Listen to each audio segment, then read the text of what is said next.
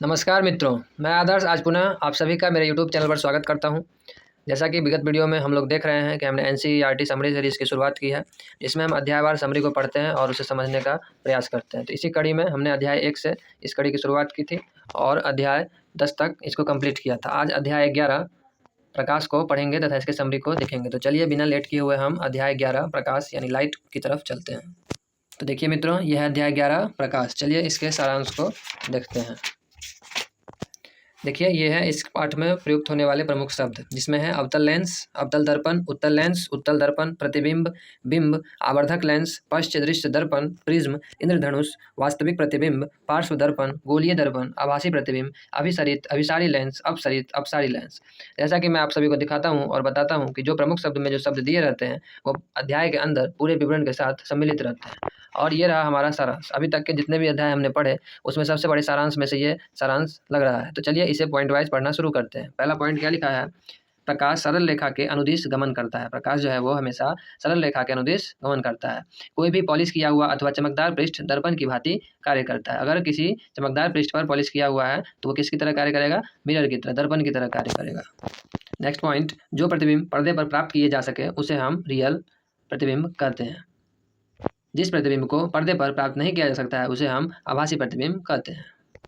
तो आपने समझा, तो जिसे हम पर्दे पर प्राप्त कर सकेंगे वो रियल इमेज हो गया और जिसे पर्दे पर प्राप्त नहीं कर सकते हैं वो वर्चुअल इमेज हो गया। नेक्स्ट पॉइंट, समतल दर्पण द्वारा बना प्रतिबिंब सीधा होता है या आभासी होता है तथा बिंब के समान साइज का होता है। प्रतिबिंब दर्पण के पीछे उतनी ही दूरी पर बनता है जितनी कि दर्पण के सामने बिंब की दूरी होती है। दर्पण द्वारा बने प्रतिबिंब में बिंब का वाम भाग प्रतिबिंब की दक्षिणी भाग की भांति दिखाई देता है तथा बिंब का दक्षिण भाग प्रतिबिंब के वाम भाग की भांति दिखाई देता है। वाम भाग मतलब बायां भाग। अवतल दर्पण वास्तविक तथा उल्टा प्रतिबिंब बना सकता है। जब बिंब को दर्पण के अत्यंत निकट रखते हैं तो प्रतिबिंब आभासी सीधा तथा आवर्धित होता है। उत्तल दर्पण द्वारा बनाया प्रतिबिंब सीधा, आभासी तथा साइज में बिंब से छोटा होता है। उत्तल लेंस वास्तविक तथा उल्टा प्रतिबिंब बना सकता है। जब बिंब लेंस के अत्यंत निकट रखा जाता है तो बनने वाला प्रतिबिंब जो होता है वह आभासी, सीधा तथा आवर्धित होता है। जब उत्तल लेंस को वस्तुओं के आवर्धित करके देखने के लिए उपयोग किया जाता है तो उसे आवर्धक लेंस कहते हैं।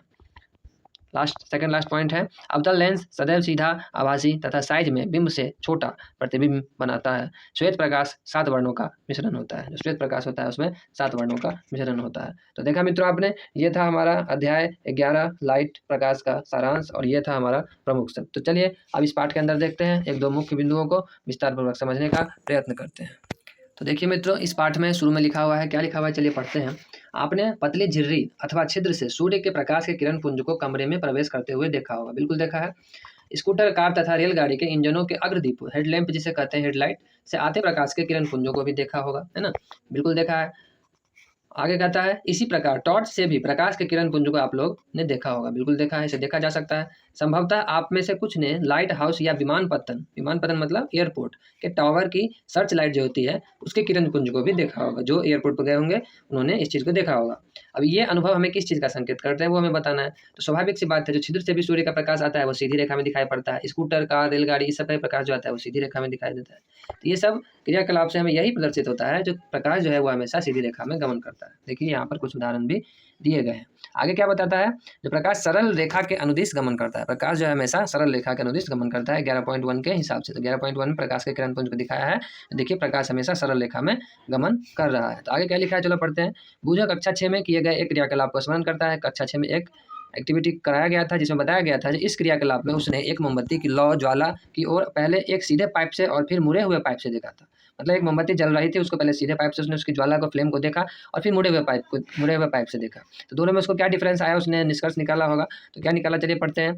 बूझो मुड़े हुए पाइप से मोमबत्ती की लौ को क्यों नहीं देख पाया था? क्यों नहीं देख पाया था? इसलिए नहीं देख पाया था, जो प्रकाश हमेशा सीधी रेखा में गमन करता है तो और पाइप सीधी है तो उसे दिखाई पड़ी, और जो मुड़ी हुई पाइप थी उसे दिखाई नहीं पड़ी। ये आगे चित्र में भी दिखाया हुआ है, हम आपको दिखाएंगे। चलिए पहले इसे पढ़ लेते हैं।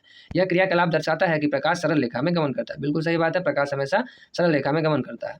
हम प्रकाश के पथ को कैसे परिवर्तित कर सकते हैं क्या आप जानते हैं? जब प्रकाश किसी पॉलिश किए हुए यानी चमकदार पृष्ठ सतह पर पड़ता है तब वह रिफ्लेक्ट होता है, अन्यथा वह सीधी रेखा में गमन करता है। देखिए यहाँ पर चित्र के माध्यम से एनसीईआरटी ने बहुत अच्छे से समझाया है। चित्र 11.2 में एक मोमबत्ती है, मोमबत्ती को पहले सीधी पाइप से देखा जा रहा है जो इसे दिखाई पड़ रहा है, लेकिन जैसे ही मोमबत्ती को मुड़े हुए पाइप से देखा जा रहा है तो वो उसे दिखाई नहीं पड़ रहा है। तो निष्कर्षतः इस चीज़ का पता चल गया जो प्रकाश हमेशा सीधी रेखा में गमन करता है। और भी बहुत पॉइंट है लेकिन वीडियो बड़ा हो जाएगा, इसलिए हम दूसरे वीडियो में कोशिश करेंगे इसके मुख्य बिंदुओं को समझने का। आपको मेरे द्वारा किया गया मेहनत और एनसीईआरटी समरी सीरीज आपको कितना पसंद आई और ये आपके एग्जाम के दृष्टिकोण से कितना महत्वपूर्ण साबित हो रहा है, फिर कृपया करके कमेंट में बिल्कुल बताएं और इस चैनल को सब्सक्राइब करें, लाइक करें और शेयर करें। आपने यहाँ तक देखा इसके लिए बहुत बहुत धन्यवाद।